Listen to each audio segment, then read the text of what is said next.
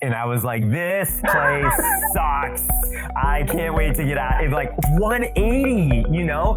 And it's so easy though, as a manager, or as a, CEO, founder, whatever, right? Like anybody higher than someone else. It's so easy to accidentally kind of step on the work that your people are doing. You are listening to Frog Talk, presented by Black Ribbon. Thank you so much for joining me. Today I have Daniel Walsh, the head of growth at Tightrope Interactive, a full-service online marketing firm. Dan, in last week's episode, we discussed how culture in the workplace has broken over the last few years, and especially in a post-COVID environment. We highlighted how COVID has also resulted in a much-needed global emphasis on self-care. However, it was pushed in particular in the West to an extreme where it became what I call selfish care. This has resulted in what was coined the Great Resignation, as you probably remember, back in 2021, and employees began quitting their jobs left and right for various reasons. This phenomenon includes factors like the new work from home policies, serious lack of visibility rooted in communication and shared purpose from both sides of the employee-employer relationship. Lately, however, there's been another shift. Just can't seem to find any sort of patterns these days. I don't know how popular this term actually is yet, but now they're calling it the big stay. I don't even know how long that's going to last, and that a large percentage of employees across the board, even generationally, are planning on staying put. I think this has a lot to do with just economic uncertainty, possibly the year being an election year, and so on. You personally have a lot of experience working for companies and clients, leading your own teams and even your own business. So, what has been your experience with the Great Resignation in former years? Have you even felt any sort of winds of change recently? You're head of growth. How does that affect your own sort of department? Yeah, well, we're kind of in an odd position where we've talked about this before, but just kind of surfacing again. My team and company that I work for it's almost like we've been in the big stay for the last 10 years. And so I think there's something maybe interesting in there that we could unpack a bit, but we didn't really feel any of the kind of Great Resignation pressure. We're currently a pretty small shop, so it's about 30 people split over 2 offices. And I don't know if there's something in the nature of that kind of tight-knit working group that helps kind of, even when we were in COVID, spread out more, that just the nature of feeling maybe not lost or not feeling like a number in a giant organization or something like that really helped people kind of stay connected, better connected than one might in a big organization.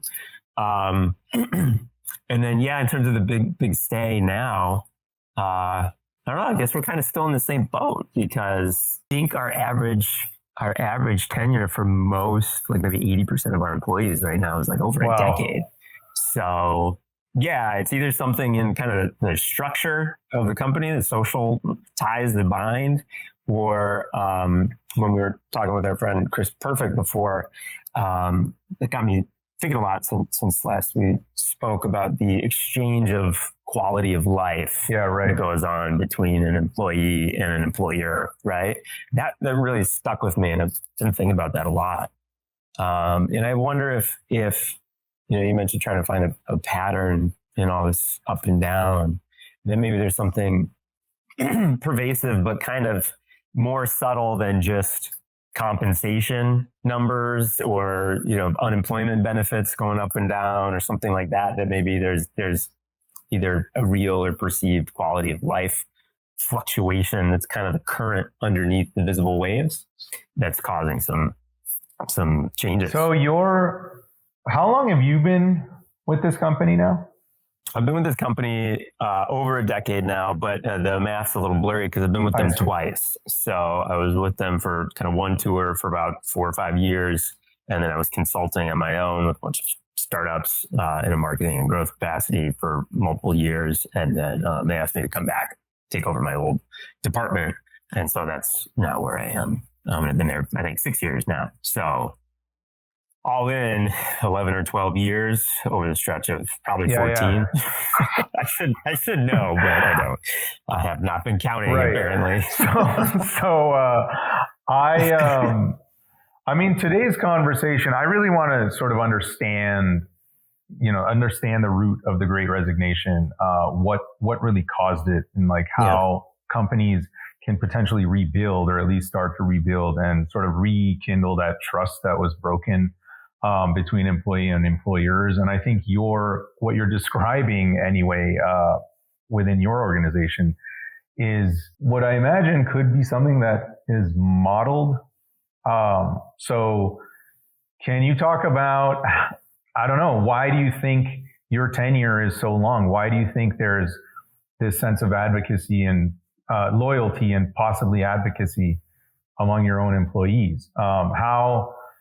There's like a few questions I have in mind. For example, how involved are you personally in, again, as head of growth, how involved are you personally in both interviewing new employees, new recruits, onboarding? How much of a role do you take in actually producing and designing onboarding policies and protocols, training protocols? Like, does that play into the desire for your people to want to stay on and be a significant part of this organization? Does that make sense? Mm-hmm. Yeah, I'm 100% responsible for the high retention rate. I hope so. I would believe that. No. As I was saying that, I was like, oh shoot, I hope my sarcasm's coming through and I don't just sound pompous there. But no, so like I have some theories on the Great Resignation and the Great Stay, and but I'm no expert, as everyone's got their armchair philosophies here on what's causing this, right? But so I'll just try to speak from my experience and what I think maybe is going on in our organization and things around hiring practices and stuff like that, like you mentioned, right? So I'm involved in most new hires, kind of just simply because of where I am in the hierarchy of the organization. Even if somebody isn't going to report to me in any way, shape, or form, I usually get pulled in for at least a quick chat. And this has evolved over years, but kind of my number one question for new hires is, it changes, but what I'm always trying to get at is really kind of like what lights them up. Like they might be here in a product management capacity, or project management, or developer, or designer, or marketing, right? But I don't know, usually when we're hiring, it's because we've noticed a lack of bandwidth in a certain kind of realm of the organization, right? And so we're really trying to hire for bandwidth. And so if we bring somebody in and they seem like they actually know what they're doing and stuff like that, right? They're not just blowing smoke, right?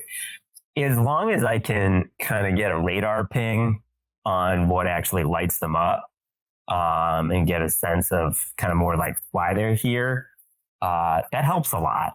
And it's something, especially since our last call, when we were talking about quality of life, it's something I've realized that I've been doing for my team specifically, and for people that I manage, and even people that I don't manage, but I interact with kind of horizontally, or they're on other teams, is this kind of reinvention of the definition of the work that they're doing on a pretty regular basis, and allowing for some flexibility there. So if like something's become boring and they don't want to do it anymore, like let's get them to something that they actually care about, because like I said, it's mostly about trying to make sure we have bandwidth in certain operations.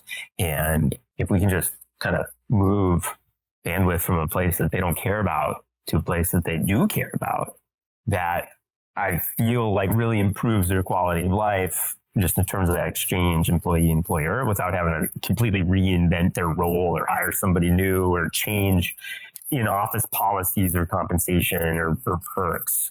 And I feel personally that at the end of the day, I guess kind of two philosophies coming in and they're related, but I feel like a lot of hiring practices are kind of based around kind of manufacturing archetypes of paradigms, where it's like we need to hire a machine that will sit in this specific function and do this job day in and day out and make this cog that's 6 centimeters wide specifically, and there's room for people to be people and for them to be humans. If you wanted a machine, you could get a machine, but you hired a human. So like, let's really leverage that, and that we're paying people for their time and their expertise, and ideally for their passion, because it's going to make their time, the output of their time better.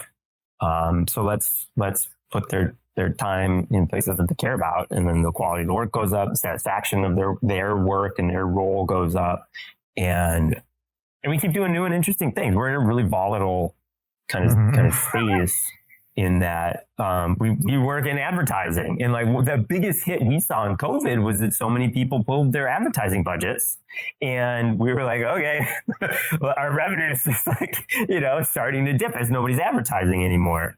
So that was like our big oh crap moment during COVID, but it wasn't because people were leaving, and it was kind of an opportunity to be like, hey, things are changing again. We're no strangers to that. Things are always changing. I know we got third-party cookies and GDPR and privacy policy stuff all over the place, like that. So like we're always having to reinvent. So it works really well with that kind of management style of helping employers maybe reinvent and rediscover where just kind of the work they care about within the organization. I think suits the company well too. Yeah. No, actually, it wasn't rambling. That was pretty linear. You actually touched on a lot of things that I want to comment on. But before I do that, when you said when during COVID, when a lot of people started cutting their advertising, it's happening right now again between within the market fluctuations as it is happening again. I want to just point out the fact that one thing I always say to businesses, especially smaller businesses, is as much as you're tempted to cut communications and marketing first in a downturn, like that is the gut feeling, and it statistically always happens, historically always happens. It is the last thing you should be cutting is communications. And I always take this back to, I take everything back to the individual as far as an analogy goes. What if you fell down and broke your leg? What do you want? Do you want your voice and your hand movements to be the first thing that are turned off? If they're working. Yeah, do you want to just turn those off? You want to shut your voice down? You want to shut your arms down so you can't let people know that you're hurt and you need help and you've fallen down and you can't get up, you can't go anywhere? Probably not. You're going to want to scream. You're going to want to wave your arms around and say, hey, my leg is broken. Come help me. It's the same thing. If you turn your lights off, if you turn off your communications, nobody's going to know you're there. And your competition who isn't turning their lights off will continue communicating with the outside world and letting people know that, even if shit's going down, they know how to deal with it. They're dealing with it in the moment. They might not be doing regular sales or regular activities, but there's something happening. So like they're letting people know about something. And then a year goes by and things start to sort of level out a bit. And the people who shut their advertising and their communications down now have to catch up and have to spend even more money. And this happens every single time. And, if they're not ready to catch up, then they either lose completely or it takes them even longer to get back to where they were.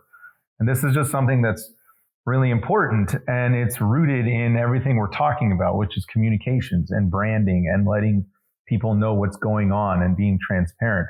It doesn't mean you have to spend all the budget that you had allocated for marketing continuously. You can split it up. You can reduce your marketing spend and reallocate strategically to make sure that you're doing what's necessary to let people know that you're still around. And in the same vein of hiring people and creating a culture of engagement and buy-in, and one that cares about each individual's quality of life and collective quality of life as a company, and understanding it and acknowledging that, like you said, we are all humans and we do have our personal issues and gripes and dreams and hopes and so on, and families and whatever. That's all rooted in that initial communication.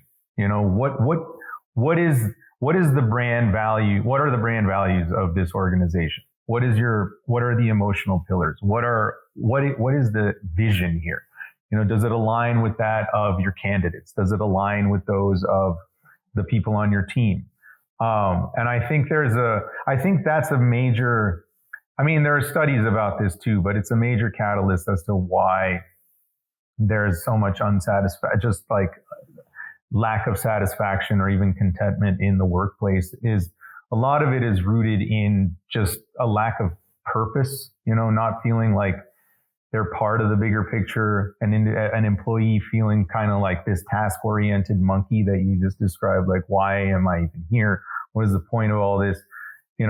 Of course, there's other factors that play into people sort of giving in and sticking it out. Naturally, like right now, the great stay, a big part of the great stay isn't necessarily because of cultural alignment. It's also fear. The economy is not in a place where they're just ready to bounce because the cost of living has gone up pretty much across the board. Texas has become more and more expensive as well. And and then of course there's like other parameters that happen within the workspace that people talk about, but it's all rooted in communications. There's one aspect which is complaints. People talk about employees making complaints against their own employers, whether it's harassment or bullying or whatever. And they get no response. They get no positive response. They get no positive feedback. Sometimes they get hush money. Sometimes they get fired. And what kind of example does that set, and what kind of perception does that put in the mind of an employee who's potentially going elsewhere because they can't take it anymore here, and like the expectations that sets across the board. And again, it's rooted in communications. The communications is a two-way street, right? Like you say something and then someone listens. The listening is part of communicating. And I think all of this speaks to what you were talking about with respect to how you run hiring and onboarding in your place, and allowing this almost designed flexibility to take place in terms of how your staff feels about the job in question or their role in question, and how they might even potentially be able to contribute more because they're driven by the fact that you created this flexible model. Does that make sense? Yeah, a lot of sense. And I kind of keyed in on your communication, word communication specifically, because in my world, we work with a lot of software products too, right? And we get a lot of metrics in them, and we can see what's, how popular a feature is or something like that, right? I use this term very lightly, but one of the biggest tragedies in a piece of software is when, or really any product really, is when it has the ability to, actually, when the product is solving a user or a customer's challenge, it is providing value to them, but it's not communicated well enough, and they don't know that it is the customer, right? Sometimes it's so obvious. Sometimes in product or service design, I pay for a plumber, they fix my pipe. It's obvious that my pipe is now fixed, right? But like, what's maybe not obvious is the amount of property damage that plumber prevented from occurring to my home, right? And that all comes down to communication and value communication. And if you have an employee come in, let's just say, if we bring it back to kind of organizational structure, hiring, retention, stuff like that, I really think it's incredibly important for organizations not just to not to kind of tout their own importance and fuck themselves up, but communicate around what they're doing, why that employee's role specifically had value to the organization. Because it just really sucks when you feel like you're in a place and you're floating and you're drifting, and that what you're doing doesn't matter. The worst hit, the first most powerful management lesson I ever received was like the biggest earliest professional blow to my ego that I ever got in a workplace, which was I was working at this very small shop doing design and marketing. And it was like 4 or 5 of us. And the founder came into the office and checked in on everyone else but me. So let's say there were 4 of us in the room, checked in on the other 3, and then left the room. And I was like, I had all this stuff ready to talk about, and it just felt like what I was doing did not matter at all. And I was like, this place sucks. I can't wait to get out. It's like 180, you know? And it's so easy though, as a manager, or as a, you know, CEO, founder, whatever, right? Like anybody higher than someone else. It's so easy to accidentally kind of step on the work that your people are doing. You know, maybe even you're it's in the best intentions. You have you see that somebody's working on something and you're like, oh, actually, you know what? I know the 1 degree twist that'll make that work for them. And then you step in to help. But now I feel, you know, that person might interpret that as like, oh, they didn't think I could do it. This sucks. Like I had this handled. Why did they feel that they had to step in, you know? And it's like, you were just trying to help, you know? But that's a communication problem too, right? It's like, you know, maybe my boss who didn't check in on my work way back in the day was late for a meeting, or, you know, maybe his coffee was hitting him really hard and he had to go. Do you actually know what that was about? I mean, what was the outcome of that? No, I have no idea. Maybe he was pissed at me. Maybe my work didn't matter. I don't know. But so there wasn't even any follow-up. It's just... No, there was no fault. But I carry that. I mean, this was like 20 years ago, you know, and I carry this with me to try to make sure that I don't do that to my people, you know, because I know that it sucks. And so, like, you know, one of my pet theories, I'm sure, I don't know, maybe I read this somewhere, so I'm not taking credit for this by any way, shape, or form, but like, during the Great Recession, you know, it's like the world was burning down. Mm-hmm. It was like COVID, lockdown, Black Lives Matter protests, police brutality, storming the Capitol, you know, just like, I remember Jan 6th and like in coworkers and my wife's coworkers too were like, are we supposed to be working right now?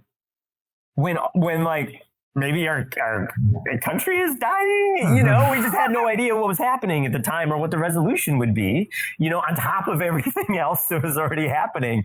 And so you're sitting there, like, and this gets away, this is like a much broader context, right? But you're sitting there answering emails for like one of your big tech FANG employers.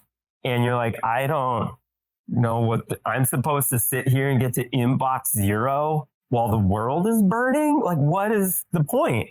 You know, and that wasn't necessarily employers' fault, right? Because that's just a broader. But the question that's interesting, because like, right? The question is like, what's the alternative? I mean, you talk to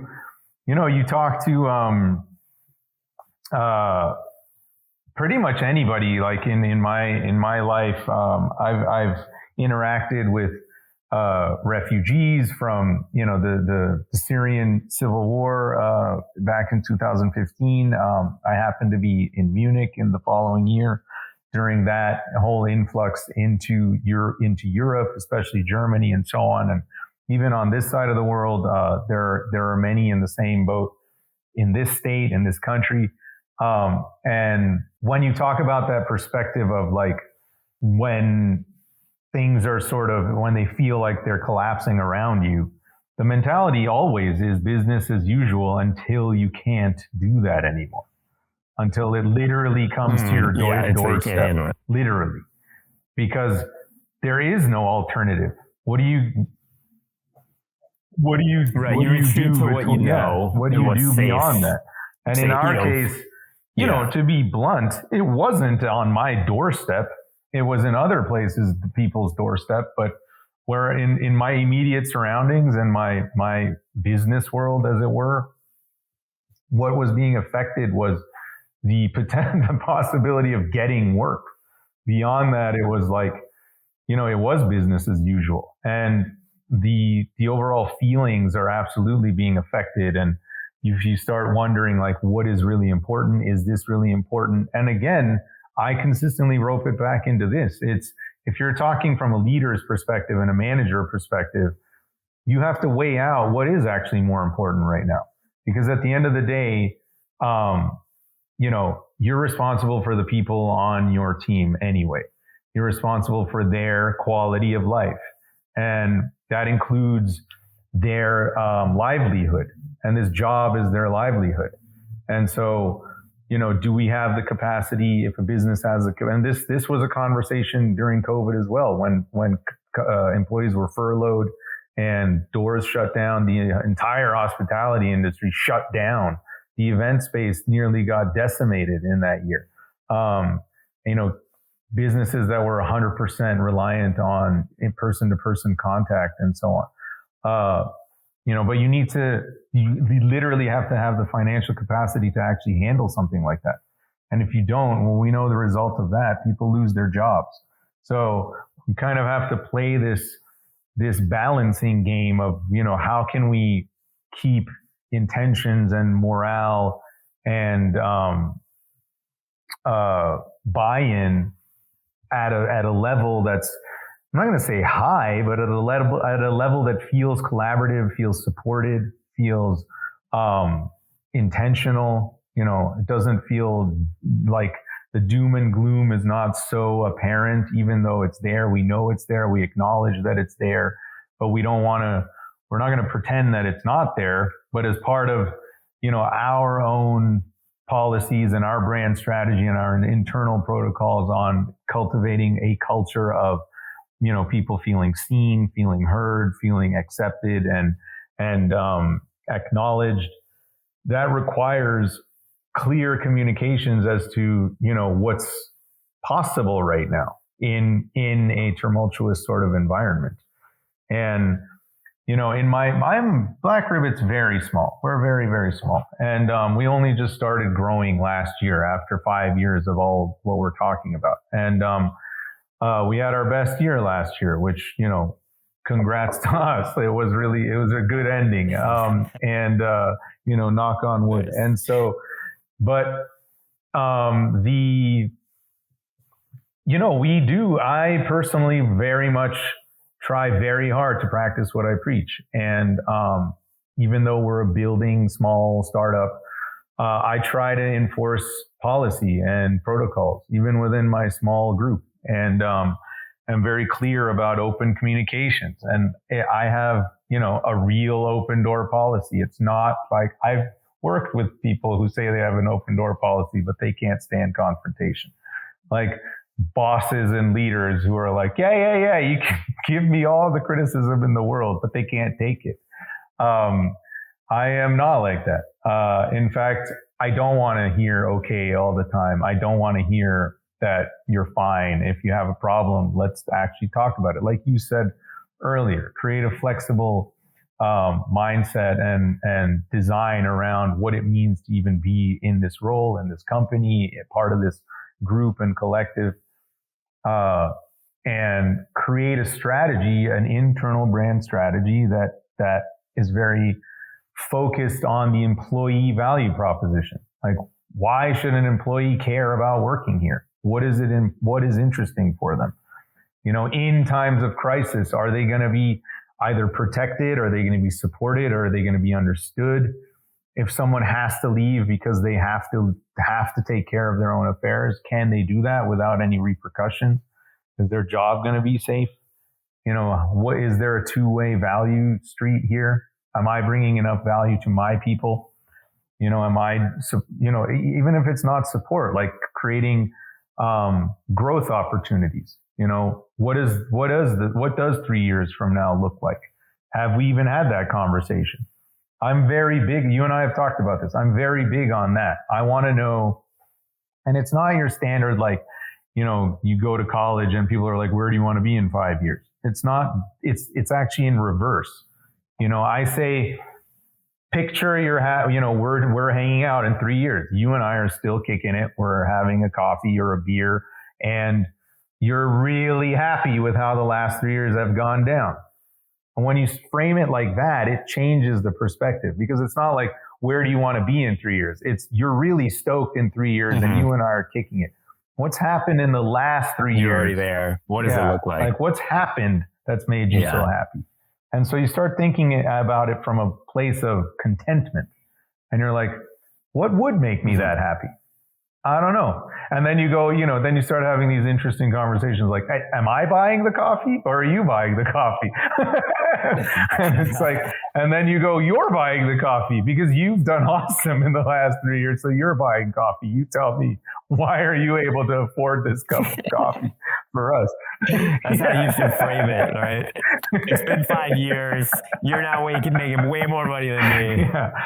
Yeah. You're totally and so if you can bring it's like the same thing in a client conversation. We have the exact same conversation.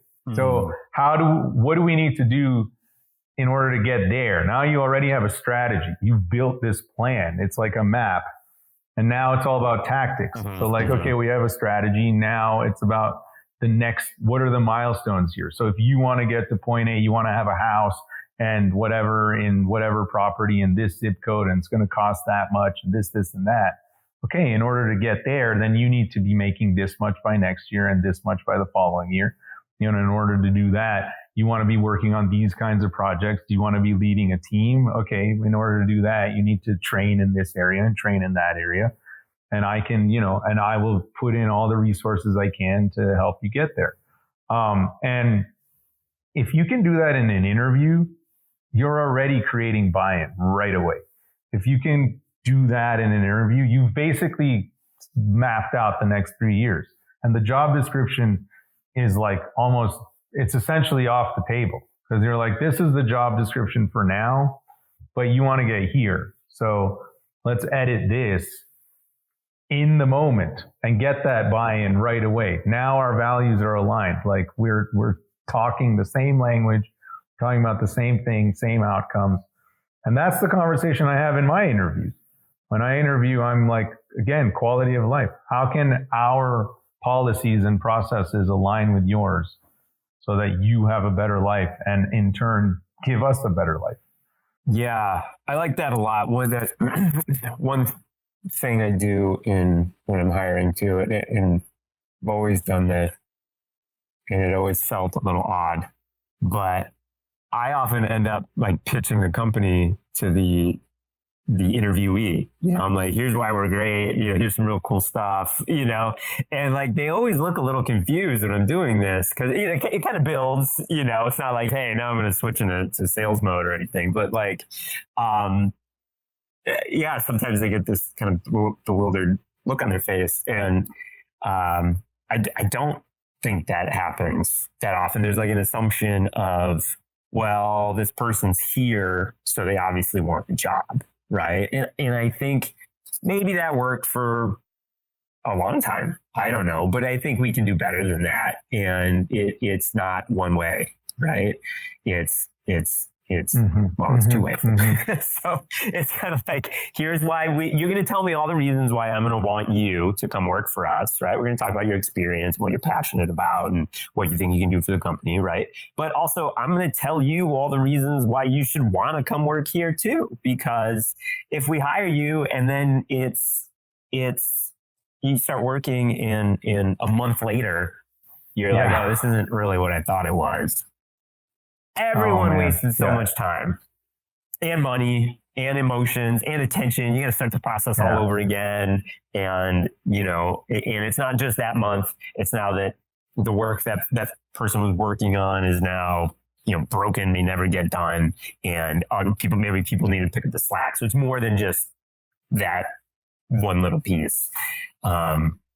So I know there's a lot of emphasis on getting hiring right and make sure you hire the perfect person and all that kind of stuff. But I think there's a way to just make it efficient. I think we talked about this at some point as well, where you can sort of, start screening the candidates before you even get them on the phone or an email. Like we all know that the job application process is essentially dominated by AI right now. It's picking up keywords, like you submit a resume and or a cover letter. Some places don't even ask for a cover letter anymore. So you're not even really, let's say, assessing the personality of this person. It's just a resume. But then like resume formats have also sort of changed. There's like a summary at the top now, and then there's the more elaborate TLDR cover letter. Exactly. And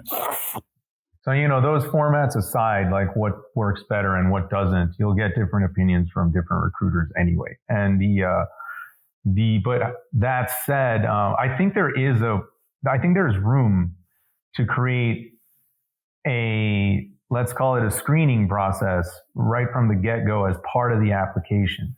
So you're not just like submitting a resume.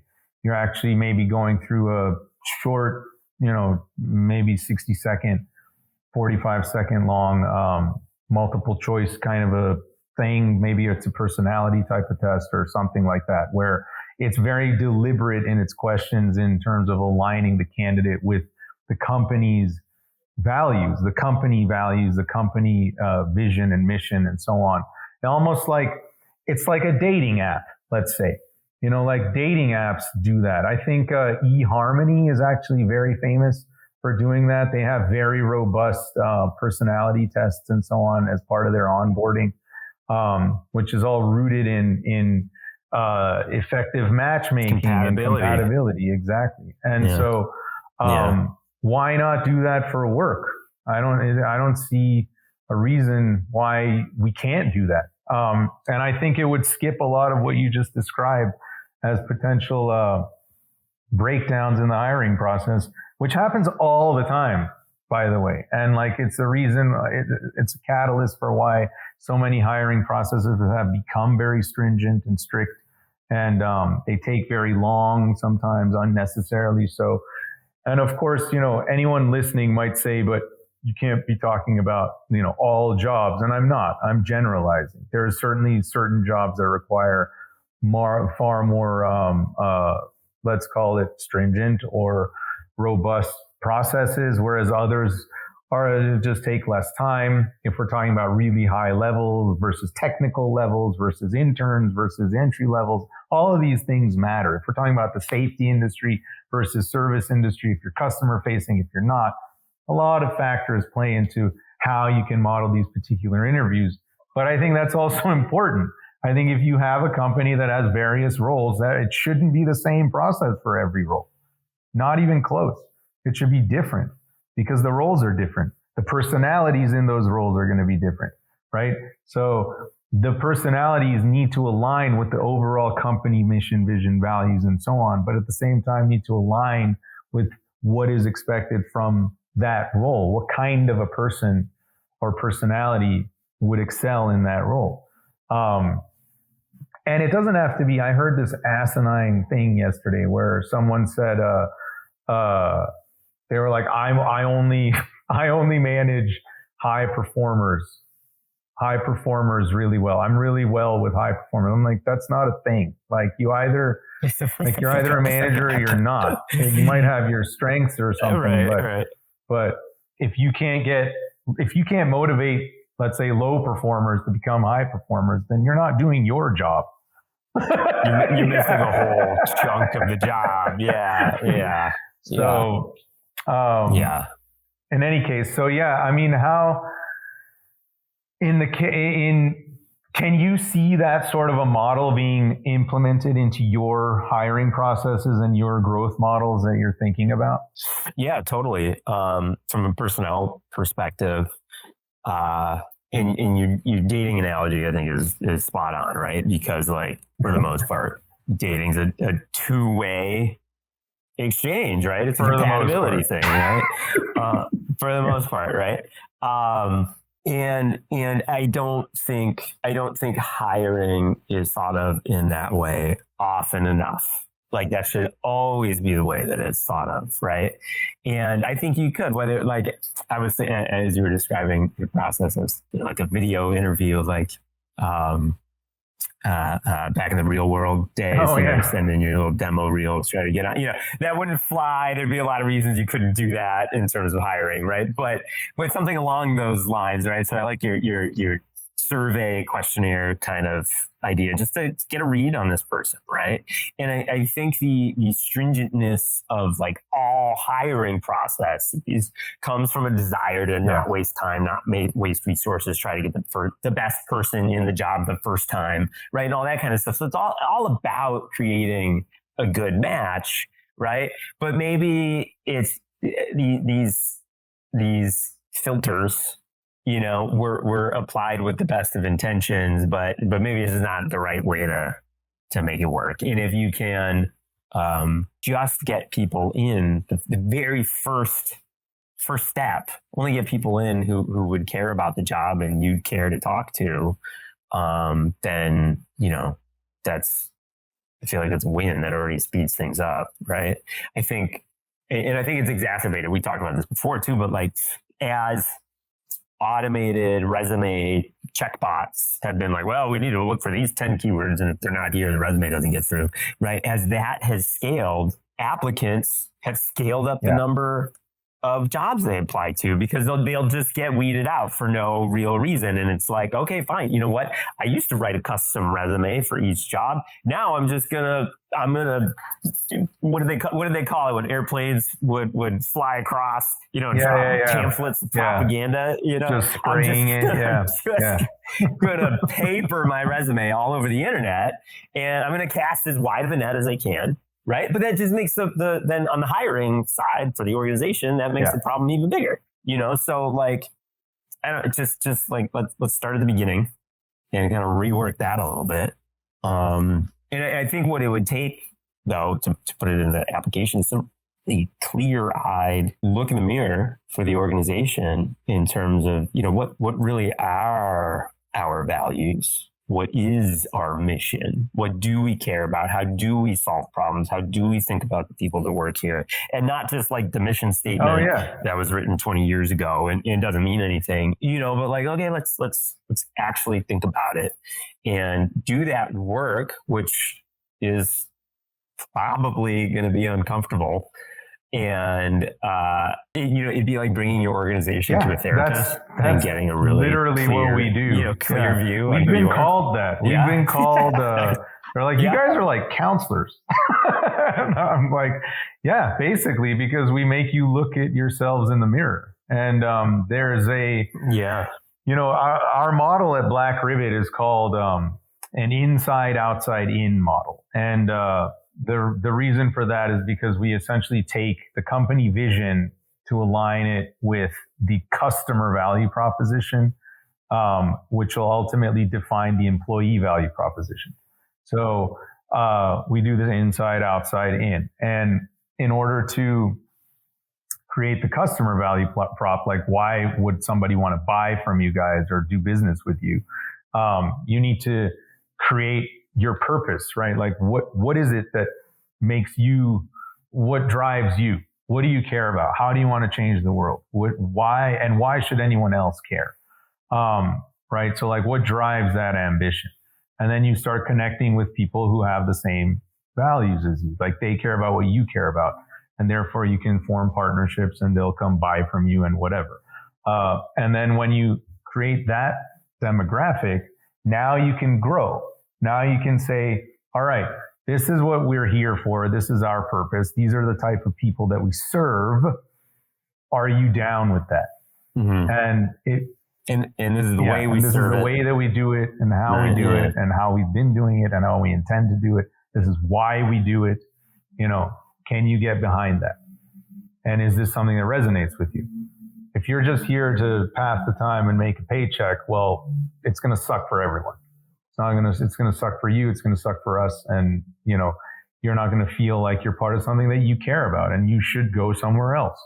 And it's, unless that's part of the company DNA and that's what the person wants, right? In which case, perfect. Yeah. Right?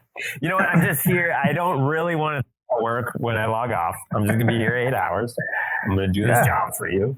I'm not going to care a lot about it, but if you're cool with that, and because that's not what you need or want, then, and I think, unfortunately, like that happens more often than not, frankly. And, the whole notion of like cool jobs is just not the common space.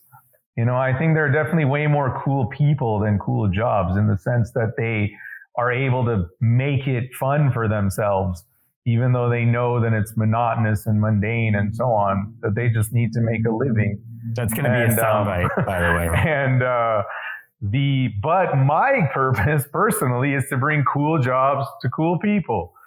To cool people. I like that. Cool. That'll be the second most popular soundbite for this. Cool and job. I think the model that we employ, this inside, outside in model, is very much rooted in that. Going back to our interviews and like the initial screening process, I don't even talk about the job right away. Like in the interview, I don't talk about the job. I only talk about the person. I talk about who they are, what they care most about. I ask a very specific question that is unusual. And I say, what do you care most about in your relationships? What is the quality that you look for? I'm like, it can be with your family. It can be with your friends. It can be with a lover. It can be with work. What do you care about most? Because that's the thing that I want to know about. If you care about the thing that I care about most in relationships, then this will be fine. Like, we'll be fine. And then you're going to have that. Yeah. Then we talk about the job. Because if you don't care about that, then forget the job. The job's not important.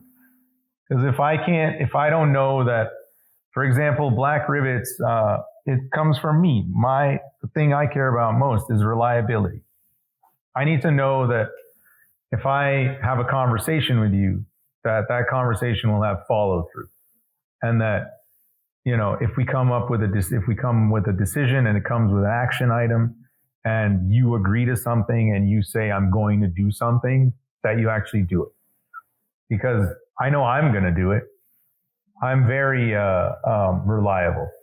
And if I can't have that, then it's just not going to work. Because if I'm chasing you all the time and the rest of my team is picking up the pieces and so on, then this just isn't going to work. And we might as well cut it here. I don't even want to try this out, because that's a quality that I can't train.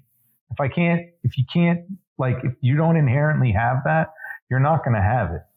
And I'm sorry to anyone if anyone gets pissed off at that, but that just comes from experience.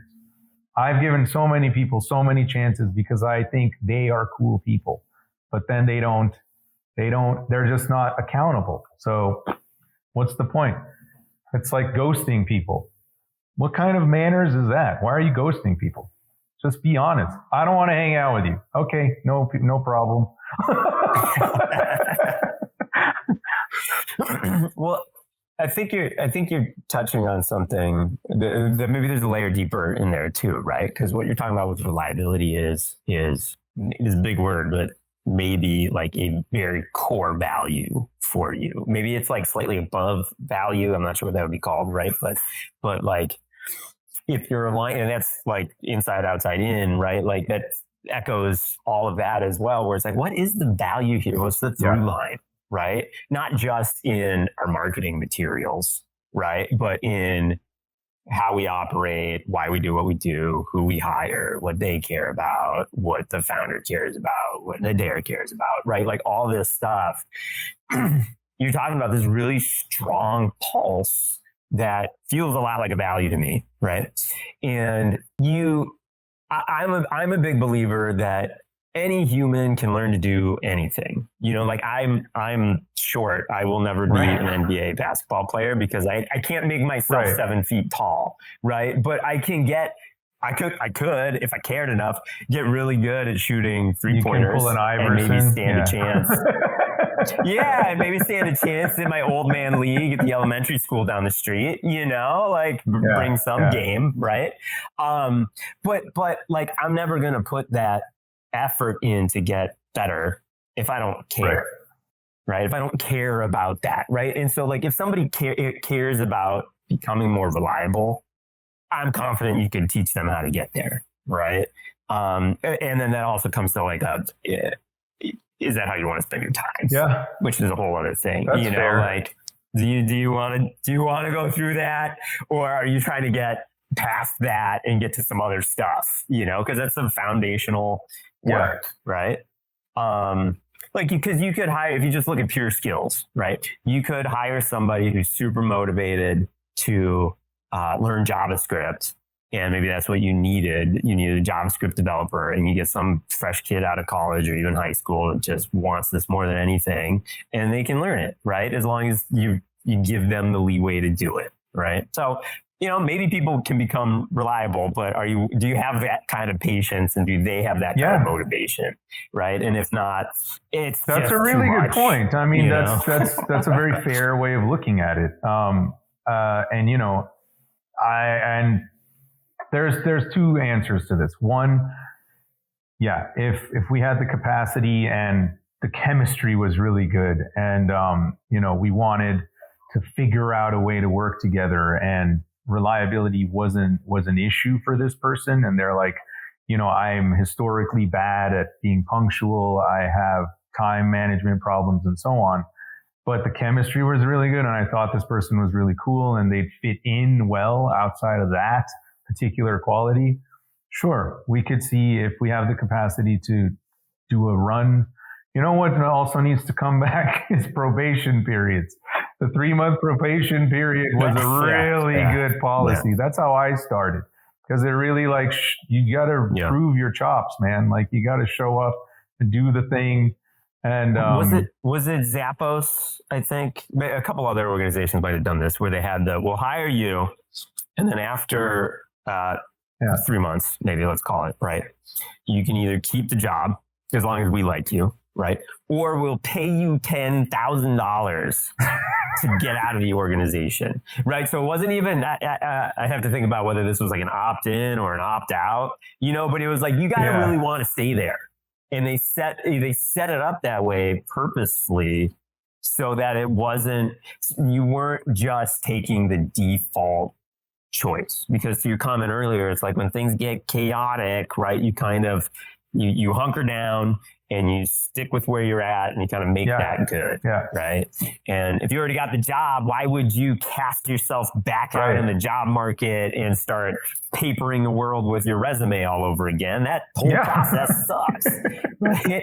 So it's like, okay, well, I guess I'll stay here. I got the job, right? And they set it up so it's like, well, you can have a quick 10K in your pocket if you just I leave. hadn't heard about that. I like that a lot. Okay. If it is Zappos, I'm going to look into that. I like that model. The probation period, though, I think is a great model. And again, I started like that. In my first couple of jobs, I had probation periods, and it creates incentive and motivation. And you're trying to prove yourself. Yeah, you're not done. And they, everyone sort of has a chance to just figure it out. Like they work on, being the employer has a moment to get their training in place, like train you, onboard you in the ways that, they have to prove themselves as well. Like, can they do this? Can they set expectations so that you can learn quickly, so that you can get on with it quickly? How much back and forth is there? Is the collaboration sufficient and useful enough so that the new employee, the new hire, has the chance to actually prove themselves? And this happened as well. I came on with it was when I was a junior graphic designer. I came on when I first onboarded. There was 2 of us, same exact period, same time, same team, same everything. And it all went back to reliability. That guy just didn't show up. He was constantly late. Sometimes he would just not come to work, to the point where our CD was like calling. He was like, "Where the hell are you?" He's like, I didn't call, blah, blah, blah. And then I'll never forget this. It was like, I think the 3rd week or something. It hadn't even been 90 days. It was like the first month. And he was on the phone with him, and he goes, "You know what? Don't bother coming in tomorrow." And that was it. And that was it. And he had the right to do that because it was the probationary period. There was no paperwork, no nothing. It's like, ciao, you're gone later. So back to your point, there's definitely an exception to my rule. I think there's room to to train someone in a personality or attitude, let's call it behavioral challenge or value. That's probably a better word. Behavioral specifically. Quick reference to Tiny Habits by B.J. Fogg. It's a really good book. If you've heard of Atomic Habits, it's similar to that. But as a manager, you can help somebody with time management without going straight to motivation, right? Like motivation should be the last thing. Yeah, sometimes it's just the process. Motivation should right? be the last thing you address, actually, because motivation can often result in just sensitivity and defensiveness if you go straight to motivation. It's a lot closer to who the person is, right? But like if you're chronically showing up to meetings and you're, let's say you're a PowerPoint company, right? And your slides aren't ready or something like that, right? It's like, well, okay, when are you doing your slides? Right before the call? Maybe you should do them the day before, or something, whatever it is. Sometimes it's just a little tweak in the workflow that can improve everything. Yeah, absolutely. Little things. I mean, okay, you live far. Okay, do you live far? What's your commute? I'm an hour away. Is there a time when it can be 40 minutes? Does that even exist? I'm an hour away when there's no traffic. Okay, that already narrows it down a little bit. So, if I leave by this time, it's already 90 minutes. Okay, well, that narrows it down a little bit more, and so on and so on. So reliability, also is rooted in communications. Again, I need you to talk to me. Don't just not show up or not do the work. And then in the moment, it's like, and then everyone else has to clean up your work or whatever. And just be communicative ahead of time. That speaks to reliability as well. If you find yourself running into problems, running into the walls, you have barriers or obstacles or whatever, that's what we're here for. And that's another culture or environment that I try to set up and cultivate is this collaborative environment. Like, I'm very open about that. Lean into this person, lean into that person, lean into me. I'm always available, always, to the point where clients don't think I do anything because my response rate is so damn high that they're like, man, you're so quick. You're just sitting there waiting. I always make that joke. I'm like, everybody thinks I just sit around staring at my phone. Why is nobody hitting me up? In any case, this that needs to be for the podcast. That can do like this, the promo image. It's like you in a dark room, just with a phone next to you, waiting for it to ring. Yeah, with the only light is from the phone. Yeah, it's just uplit. Yeah. So in any case, so this, all to say that. Talking about retaining talent, retaining employees, avoiding high turnover, the roots of what caused the Great Resignation and so on. Dealing with all these hybrid models now. There's various hybrid models from working from home to going to the office. There's studies that say there's more burnout and more disjointedness, disconnectedness with working from home employees. They feel disconnected from the group and so on. But that's also in some particular studies. Are they asking other types of questions? Are they asking about, what are your work from home policies? My entire business is remote. So I need to make sure that I need to make sure that we're connected in a different way and that connection happens and that there are get-togethers and so on. And when Black Ribbit grows to my aspirations, I'm going to pay quarterly trips, 5-day trips where we party hard and work even harder and just, talk shop for 5 days somewhere cool. And then go back to our,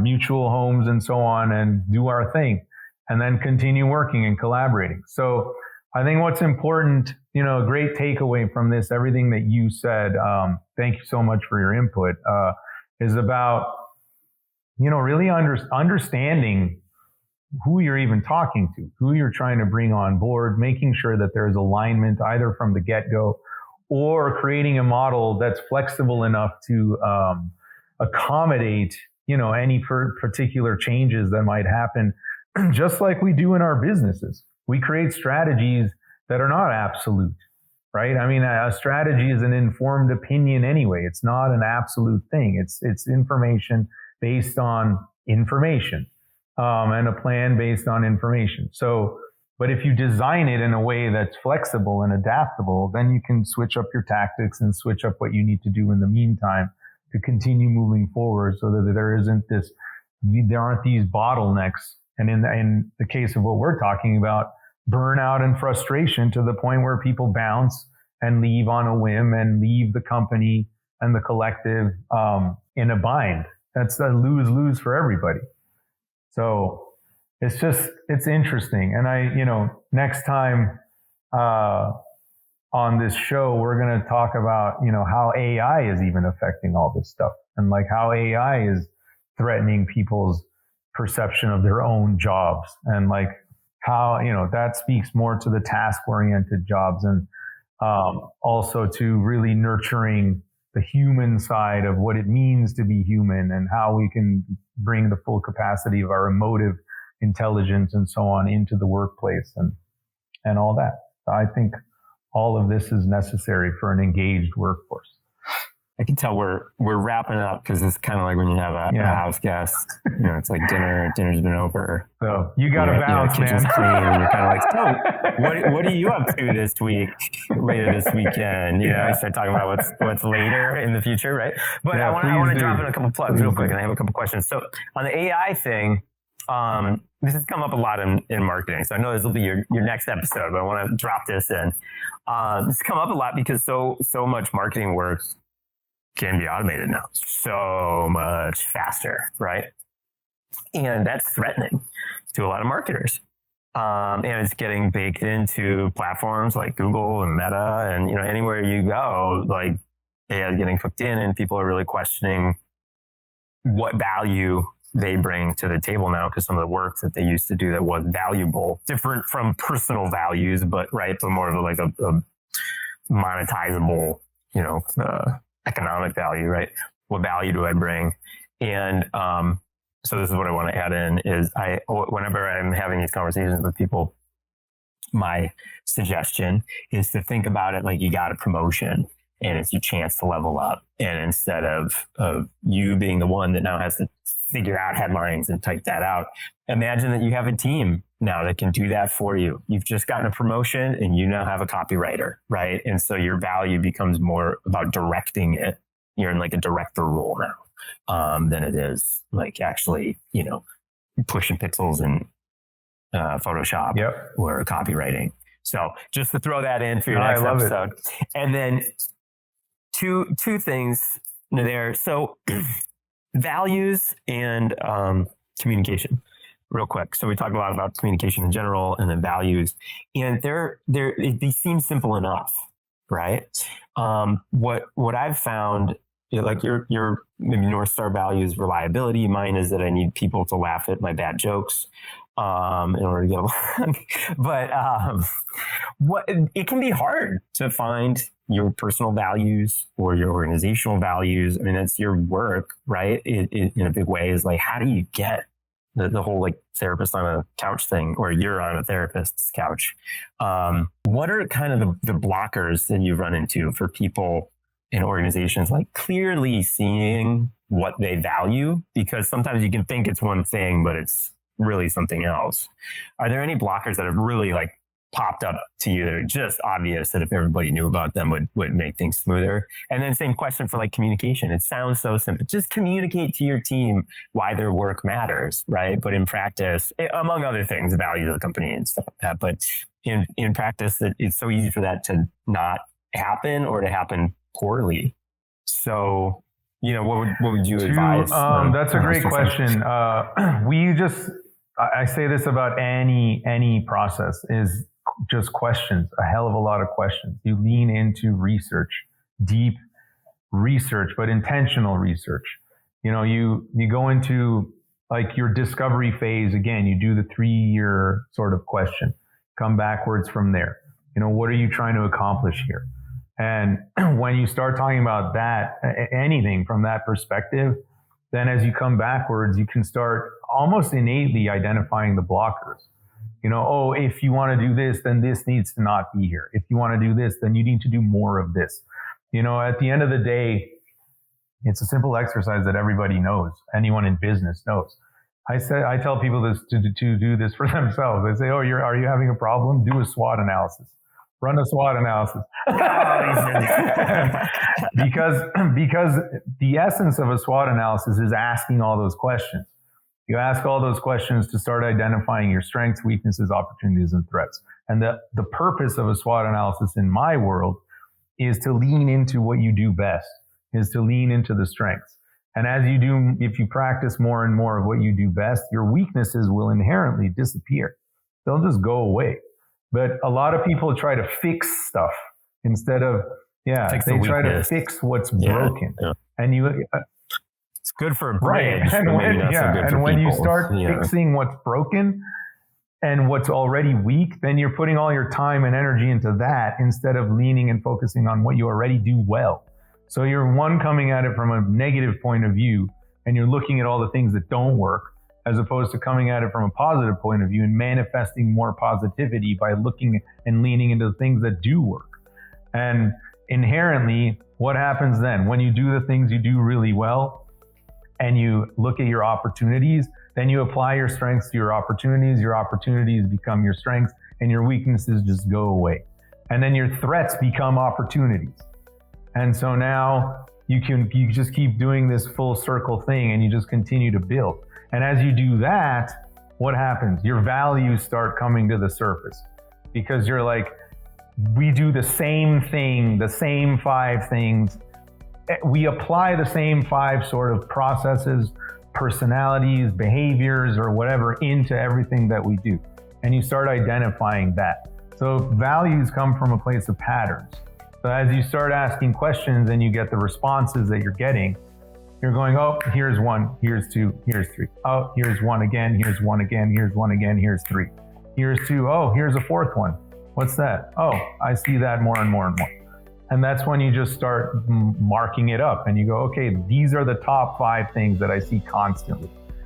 And these are 5 strengths, and they're not action items. These are behavioral points, So that's what I would suggest. It's not a to-do list anymore. It's a constant pattern of movement. Yeah, it's a constant overarching theme that I see over and over again. And that's your brand identity right there. And you just go, that's what you guys are. Yeah. Found Dan, it. Brother. Nice. Thank you so much, man. Thanks so much for your time today. It was awesome talking to you. I'm glad we got some one-on-one time. That was fun.